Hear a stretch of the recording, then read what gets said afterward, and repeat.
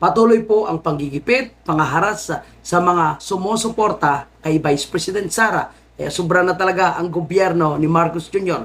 Bakit hindi nila magawang lumaban ng patas? Bakit nila tinatakot yung mga taong pinipili o mas pinipili na suportahan ang tama at mas pinipili ang tamang leader na may magandang kinabukasan na maidudulot sa ating bansa? Pero nakakabilib mga kababayan po natin, tayo po ay sumasaludo sa mga taong pilit na ginigipit, pilit na iniipit, hinaharas, pero naninindigan sa kanilang pagsusuporta kay Vice President Sara. At ito yung nakakatuwa mga kababayan po natin.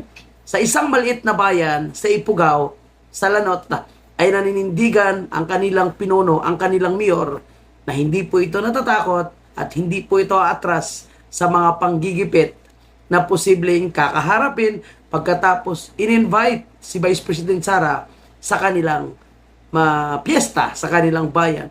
Kaya nakakabilib po. Anyway, pakinggan muna natin yung pag-angal ni Vice President Sara kahapon sa araw ng Kagitingan sa patuloy na panggigipit, panghaharas sa mga sumusuporta sa kanya. Lahat ng lumalapit, nakadikit, kaibigan ko ay hinaharas, sinatreten, pinafile ng kaso, inaatake.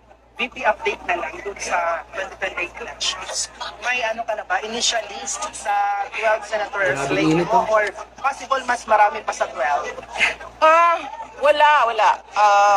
Wala pa akong senators. Merong mga nagpahayag na interesado sila na magsama kami kung sakaling ako ay tumakbo at sila din ay tatakbo.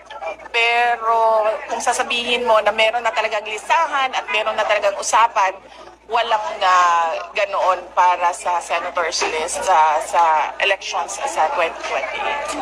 Maybe can you name them po? Yung nag-present na. Hindi ko sila papangalanan kasi unang-una, matindi at mainit ang politika ngayon, no? Lahat na Tama po yan mga kababayan po natin. Hindi mo na sila papangalanan ni Vice President Sara kung sino man ang lumalapit sa kanya. Lalo na yung kanyang nirecruit na magiging Vice Presidente.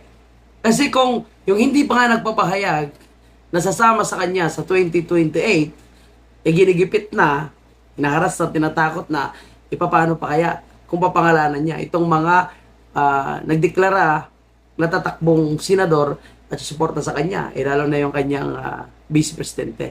Alam mo itong mainstream media, mga kababayan po natin, no? Mahilig nilang tanungin si VP Sara. Dati kasi VP Sara, bigay ng bigay. Salita ng salita sa kanila.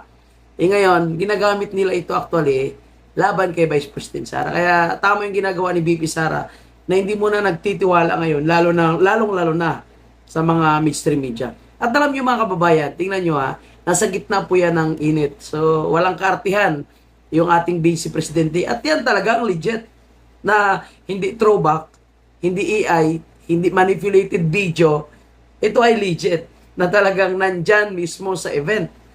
Kasi hindi po sariling media nila, no? Hindi po sariling programa nila yung nagko-cover lang.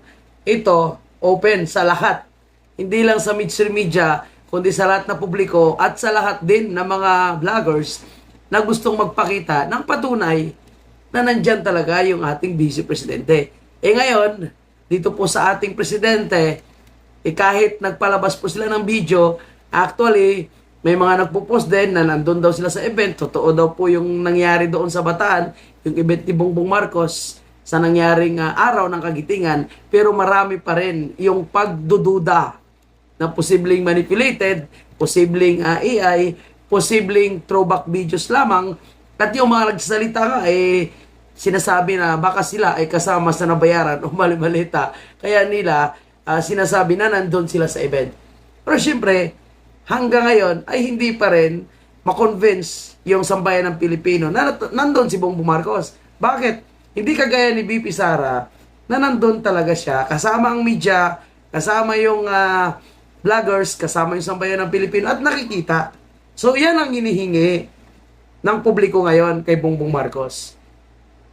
Mag-media interview ka, no? Mag-campus interview ka, actual, at dapat naka-live, kita sa publiko para hindi mapagkamalan na nagmamanipulate lang kayo ng video, na nagtutrowback lang kayo ng video at ini-edit nyo lang At pinupus nyo lang at sinasabi nyo na nandun siya. Lalong-lalo na po, questionable ang kalusugan ni Bongbong Marcos. Anyway, balik po tayo dito sa totoong leader at original talaga. Walang edited, no? Yan, nakabilad sa init yung ating Vice Presidente. At pakinggan din natin yung sinasabi ko sa inyong matapang na mayor.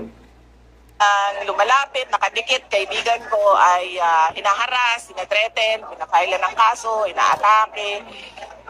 So hindi ko sila papangalanan. Unang-una dahil dyan. Pangalawa, dahil kaming lahat ay presumptive candidates pa lang. Dahil wala pa namang filing ng candidacy. So hindi natin alam kung matutuloy ba talaga yung pagtakbo nila or hindi. Antayin natin sa darating na, at malapit na yon, darating ng period of filing ng candidacy sa susunod na. Yan, nandun lang. Sa susunod na taon. Maayong pag-abot sa among bayan ng lahat.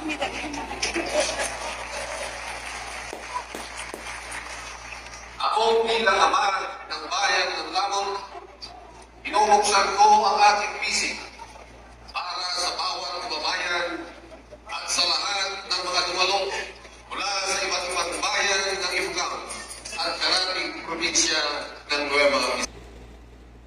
Umaambag ang puso ko na tinatanggap natin ang bisitang pinili tayong samahan sa gitna ng impeachment circus sa Kamara. Naku po mga kababayan po natin, impeachment circus. Sasabog na naman sa galit dito si Redon, si Luis Tro, at si Bini Avante, ganun din po si Chihuahua, dahil tinawag nga sila ng isang mayor na circus. Circus ang impeachment na ginagawa po sa House of Representatives. At sigurado, mga kababayan, hindi na naman ito matanggap, lalong-lalo na po nitong si Laila de Lima at itong si Persing Uy. Kaya abangan natin yung kanilang response dito. At sigurado din ay may mga matatanggap na panggigipit siguro na pananakot itong si Mayor ng Lanot. Pero tayo po ay naniniwala na ito ay kanya na pong pinaghandaan. Maraming mga nagbabatikos, marami daw yung nag-advise sa kanya na medyo mag-isip-isip siya.